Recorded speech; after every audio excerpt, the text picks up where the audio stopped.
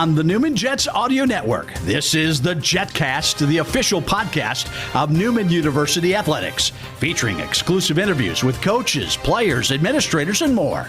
The Jetcast podcast is brought to you by South Central Ceiling and Paving, online at SCSEALING.com. Mel Hambledon Ford, Pepsi, Eck Agency, Donlinger Construction, Big Corner Creative, Dr. Brennan Lucas and Advanced Orthopedic Associates, Keystone Solid Surfaces, and by Overland Charters, the official transportation provider of Newman University Athletics.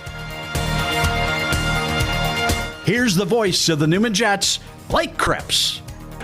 Well, it's one final week to wrap things up here on the Jetcast for 2022. We end on an even number, episode number 70, and obviously our most important guest of the year possibly is going to lead us off here. Former volleyball coach, now the current athletic director at Newman University, Joe Pryor. And Joe, I know that this is your favorite responsibility as athletic director, is getting to talk to me each year, right? Love the limelight, but yeah, I bet you do. 2022, how's that gone for you and for the Jets, you think? Well, from my perspective as the athletic director, this is the first full year that I've had. Yeah, that's been a regular, mostly year. Yes, mostly regular year. So my first year was 1920 when we shut down in the spring. Last year was 2020.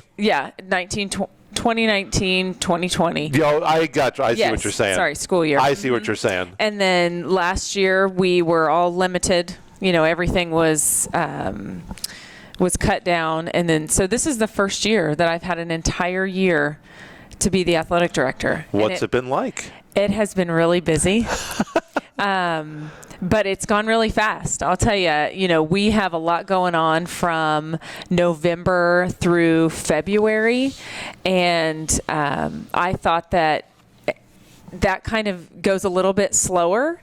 And then, man, it just sped up. April flew. I don't even know what happened in April. Well, here we are, and talking about the spring seasons that just wrapped up. I know that both of the Diamond Sports teams were so close. They wanted to make the MIAA tournament, but how excited are you? The softball team matches a program record for victories. The men's baseball team wins 14 more games.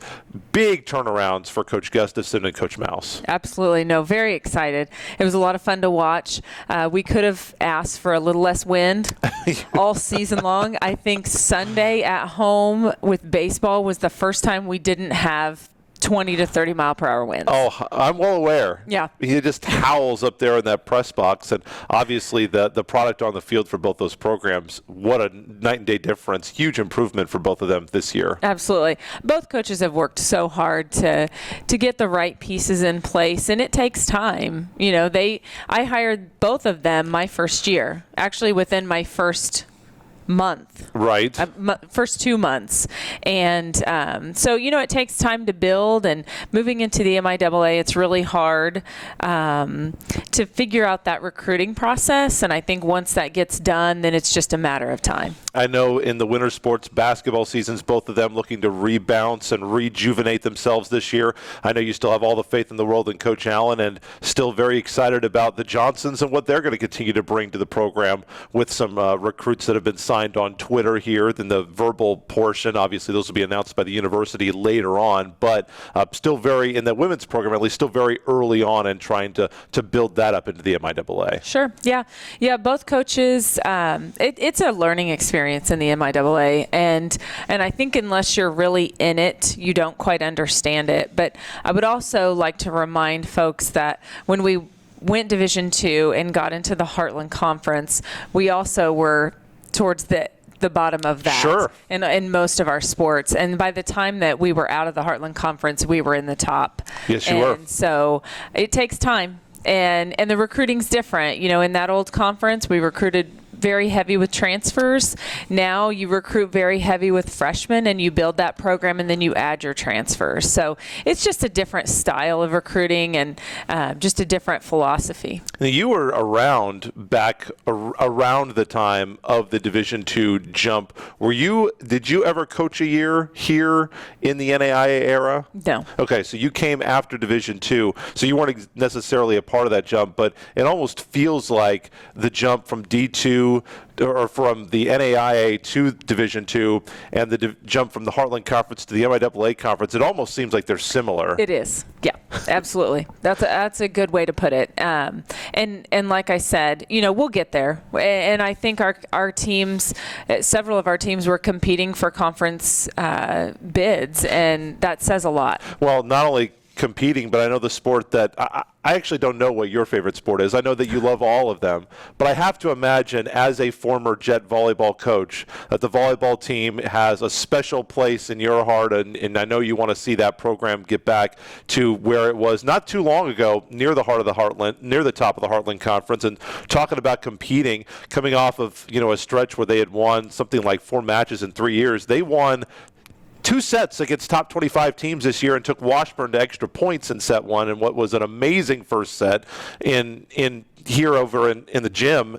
I know that you are super excited. We're going to be talking with the new volleyball coach, Coach Compton. She's coming up next. We'll introduce you to her, your latest hire. I know that you are extremely excited about her and the steps that the volleyball program took under Coach Lugo this past fall. And what are you looking forward to seeing the most in this next fall with Coach Compton stepping in and trying to continue to build on that foundation? Sure. Yeah, I mean, Jose did a great job, and I think he put some pieces in place that are going to be able to last. Like I said, starting with those freshmen, yes, building on those freshmen. I think Coach Compton has the ability to continue that, but also to bring in some transfer student athletes that have that court experience for that first 2 years, and to bring a little bit of more confidence to the team so that they can continue to grow. And I think it'll be all good things. For all the programs, one thing that we've seen, at least from my perspective, across the board, has been maybe an increased focus on Kansas kids, whether it be 4 years. You guys have brought in a lot of JUCO transfers to the volleyball program. There have been a couple of guys out for baseball, but a lot of these have either they're Kansas natives or they played junior college in the Jayhawk. What do you think is going to give you, how do you think that's going to advantage you guys as you bring in some of these Kansas kids, whether they're native Kansans or they've been playing in the Jayhawk? Because it seems like a lot of them have been working out really well, especially for volleyball, thinking of them just off the top of the mind. Sure.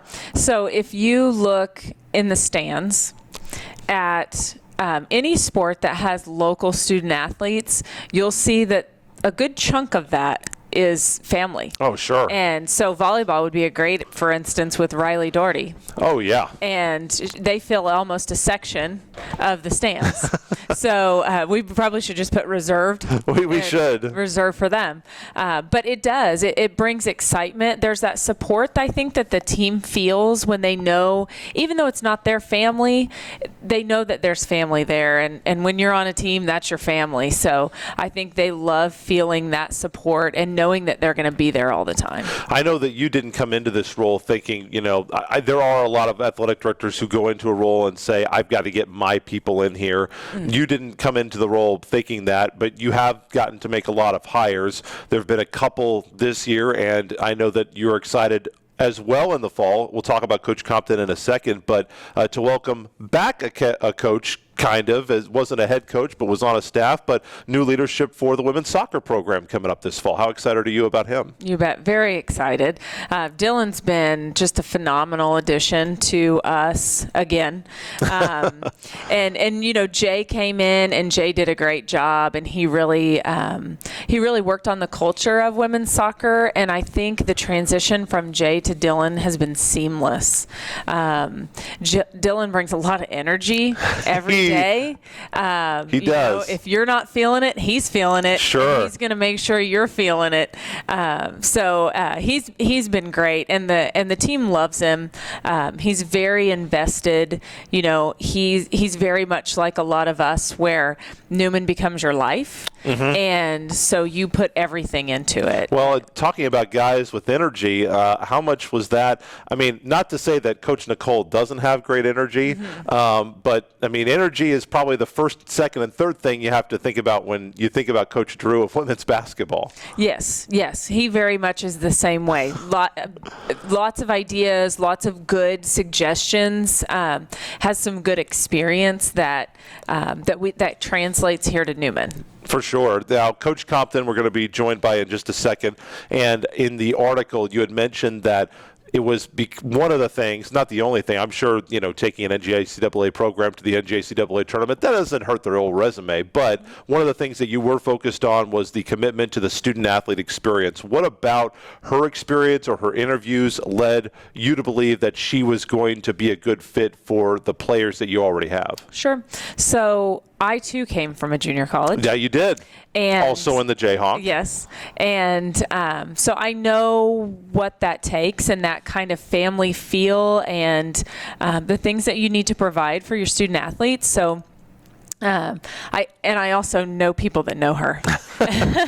So I still have, those connections Sure. and those friendships. So just to be able to reach out to those people and get some information about her and how she manages her teams and her experience. I mean, she's done a great job. She did a great job there. And when you're at a junior college, it is very much family. Oh, right? yeah. Most of those institutions are in small towns. You are the biggest show in town, and it's very exciting. Everybody knows who you are.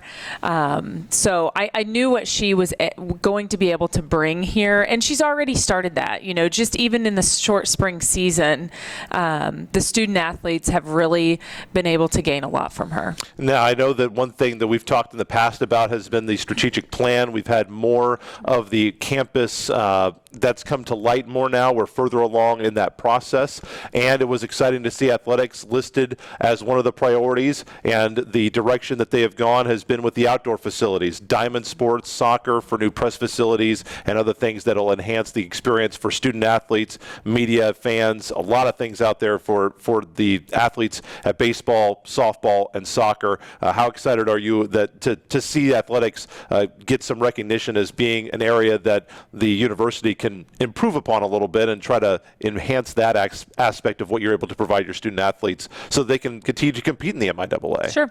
Yeah, and I would say it's not even necessarily the MIAA. It's also, these students are coming from high schools that have turf, that have facilities that are just continue to get better and better. So just in that aspect, we've got to find a way to keep up with that and constantly be improving. So summer projects, summer's already almost here. You said that April flew by. I know that you guys look forward to getting some time off, although when you're in this business, there's not really any time you just say, well, we can just take that month off. Mm-hmm. Not really the way it works, but what are you looking forward to in terms of taking time off in the summer, but also getting some summer projects done for Newman to get set for the fall? Sure. Yeah, there's a lot of planning that goes into the summer. I do hope to take a few days off here and there. I know the guy sitting to the left of the camera is hoping for a couple days off as well. He's nodding with his eyes closed. With a thumb up. Yeah, so hopefully we'll all get a little bit of time off. Sure. A little downtime, but it's just prepping for next year and just trying to continue to get better.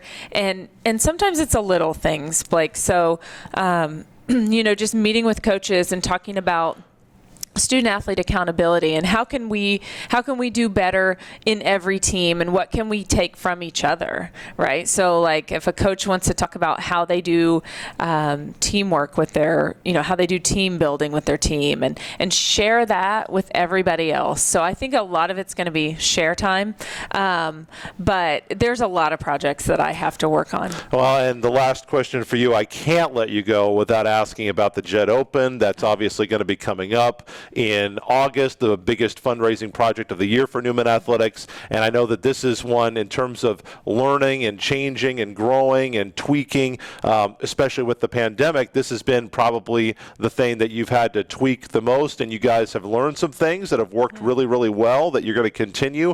But what's that shaping up, and what's the planning looking like for the Jet Open coming up here in a couple of months as we get set to kick off the 2022-2023 season? Yeah, so August 1st. Okay. is the Jet Open. We have information on the website, but thankfully golf was never disrupted during the pandemic. Right. So we were able to just keep going with the tournament itself. With COVID, we did move the auction online, which I think has been phenomenal. We're able to reach out to people that we wouldn't normally. Yes. Because it was always in person. So now our alums, donors, just anybody that has an interest is able to bid online. And so that's really been a huge help for us. A little bit less work. Yeah, sure.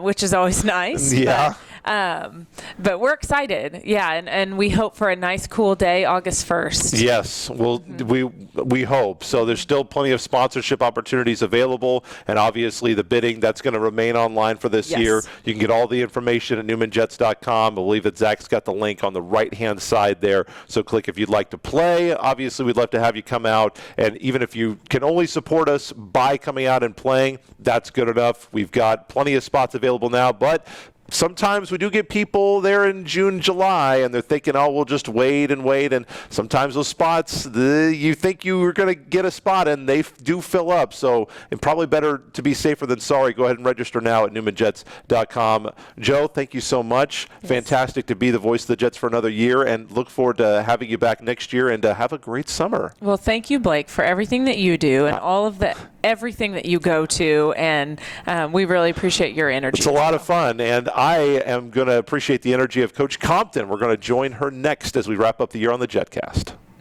Where can you land the best Jet swag? The official online store of Newman University Athletics, NUJetsgear.com. The store features the greatest variety of Jets logo gear anywhere, from latest clothing styles and hats to Newman-branded lawn chairs and office supplies and more. NUJetsgear.com is your place to purchase sports-specific, alumni, parents, and hard-to-find Newman merchandise. Shop right now on your computer or phone. NUJetsgear.com or click the Shop Now button at NewmanJets.com.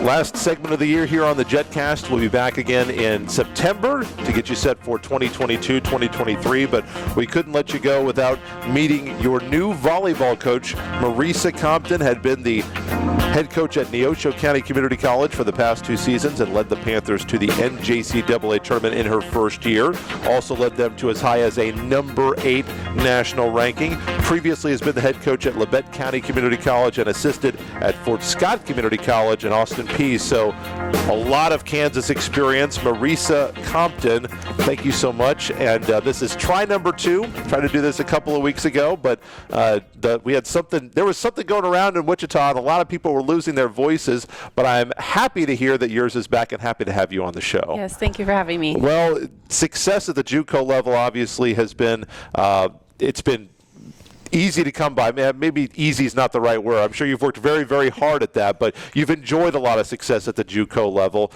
What do you think made you successful as a head coach?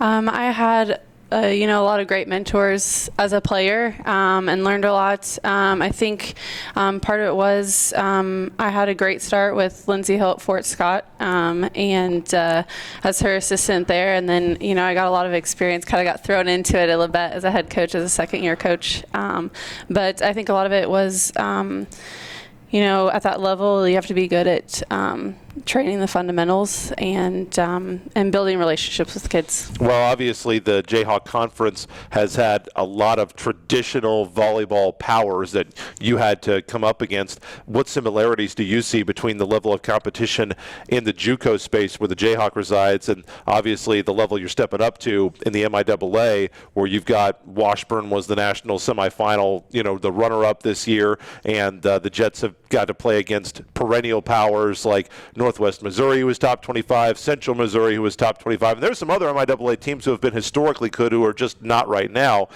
So I would think that there would be a lot of similarities. Yeah, there's a lot of similarities, I think, in the toughness of the competition of the conference. In the Jayhawk, it was the same thing. Like you had to bring your best every time you played because we had a really tough conference there for a few years. The top 8 teams were ranked in the top 20 throughout the year. So, that's one thing that I liked about Newman was that they were in the MIAA and that competitive conference. One thing that Joe mentioned that I just asked her about, and something that they mentioned in the press release, was that you differentiated yourself because of your commitment to the quality of life for the student athlete. What does that mean to you? Because obviously, when the rubber hits the road for a coach, the wins are very important, and there's the old saying in sports radio, coaches are hired to be fired, but at the same time, at an institution like this and at NCAA Division II, these are student athletes first, and they do have a responsibility to the classroom and the community. So how do you balance all that in your programs? Right. For us, and I talk about it with our student athletes, their academics come first because as much as we want to play volleyball forever, we have to go on and be professionals in something other than volleyball. And so that, that degree is really important for our student athletes. I want my players to leave here better than they got here and to grow as people and athletes and as students. And so those are things that we stress with our student athletes. I have gotten to talk with a couple of your players in the hallway who've been kind of walking around the track while at basketball practice to ask, hey, if you got to meet the coach, and that was pretty early on, like, yeah, we talked to her a little bit, she seems nice, and now I'm sure you've gotten to talk with them quite a bit more. What's that like as you try to build this relationship with these players? It's been great. I was lucky to be here to go through spring season with them. I met with all of them and kind of got a feel for what they were looking for to, improve the program and what they liked and what they wanted to see changed. And so we tried to make some of those changes this spring. And I feel really lucky, as a new coach, you never know how your new student athletes are going to buy into what you're doing. But I've had great buy-in from all the student athletes this spring. They worked really hard for me this spring, and I think they're excited about what's to come for the volleyball program. Looking at what the program had been, obviously Coach Lugo had come in at a very, very late start date for his first year, and the results certainly showed that. It was a struggle to get back up and running, but they took a really big step forward this year. And like I said to Joe, and not just in terms of the wins, but also in terms of being competitive in the matches that they lost. They took sets from 2 top 25 programs. They took Washburn to extra points here in the first set. Could have very easily won that first set here against the Ichabods, who ended up being runners-up nationally in the NCAA tournament. So how much of that last season have you reviewed, or are you the kind of coach that wants to come in blind and just watch the girls and see for yourself without necessarily reviewing the last season? I kept track of them a little bit because I had 2 former players here, yes, you did. and Jenna, and so I kind of kept track of them through the year and saw a lot of growth of them that last season. And like you said, they were competitive in a lot of matches, and they were a young group last year, and so that was exciting for me to come in and know that there's a group that's starting to compete in the MIAA and that they're young and just need some more experience. And I said this spring, I feel like when we went to our spring matches, was seeing the same thing. They were being competitive, and one thing I really liked in this spring is never felt like we were out of a match. There was a couple times we were down, 5 or 6 points and came back and won the sets. And so that's always a good thing to kind of see that resiliency from your team. Now, you've coached extensively in Kansas, maybe even except for, I think you had a stint at Austin P, which is your alma mater, but you've played also in Kansas. You also played at Neosho County Community College. So this state's kind of got to start. Where are you from originally? Oh, that's a tough question. My dad was a college football coach, so we kind of moved all over the place. I did go to high school in Fort Scott, Kansas. Kansas. Yep. So what can you name some of the stops? He was. You can just name the schools if you don't want to name. So he was at Truman State at one point, Southwick Baptist. He was at Fort Scott Community College. Okay. Was at Northern Michigan University. Okay. So all around, those would have been old MIAA schools. Yes. back of the time that he was coaching. They're no longer MIAA schools, but so you're pretty familiar with the Midwest then. Yes, absolutely. This area is kind of home for me and very familiar. Well, I know that moving down here to Wichita, trying to get set up, there is a baby in the Compton household. Yes. And so what's that adjustment been like to try to bring them? Is it boy or girl? A little girl. Little girl. Parker. So what's that been like to try to make that adjustment? I know that you've been living on campus just because in case you're wondering, the housing market in Wichita, fairly competitive, as Coach Compton will let you know. How's that been, trying to find a house in this crazy real estate market? It was definitely an adventure, to say the least. Living in on-campus housing with an 8-month-old has been an adventure.